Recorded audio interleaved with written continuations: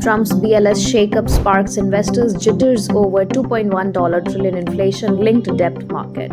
Global markets are bracing for Tuesday's release of U.S. inflation data after President Donald Trump abruptly dismissed Bureau of Labor Statistics chief Erika McEntarfer, accusing her of manipulating job figures. The unprecedented move has raised concern about the credibility of official economic indicators, particularly the Consumer Price Index, a key benchmark for monetary policy, and the $2.1 trillion Treasury Inflation-Protected Securities market.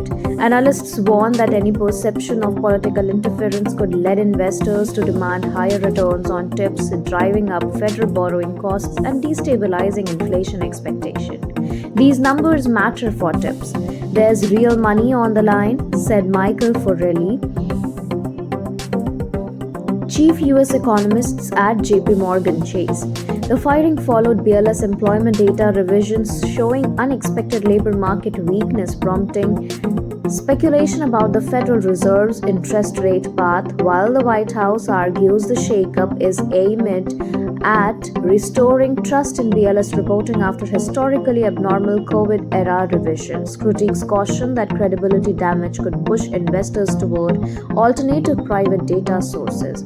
Although tips yields have remained stable so far, market nerves could escalate if Trump replacement pick is seen as biased. A loss of faith in CPI accuracy would erode tips' role as a reliable inflation hedge, depress demand, and distort key measure of inflation expectation, potentially influencing Fed rate decision. With trust in US data on the line, investors will likely increasingly look for alternative ways to form a picture of the US economy, for instance, by relying more on private sector data providers such as research from banks. They may also reduce their reaction to single data releases and wait for longer time periods to draw conclusions. Maybe the margin for error around some of these estimates, both for inflation as well as labor market, is a little bit wider, and that's why you need to take a step back from just a month-to-month prints, said Garrett Melson, portfolio strategist at Natixis Investment Manager Solution. When it comes to tips, however, investors will still have to rely on CPI as the bonds are linked to that index. So far, tips have not moved meaningfully since McEntarfer's firing. Yields on 10-year-old tips were last at 1.864%, slightly higher than August 1.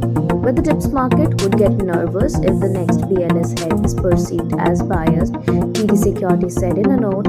The White House did not comment on potential move in tips yields.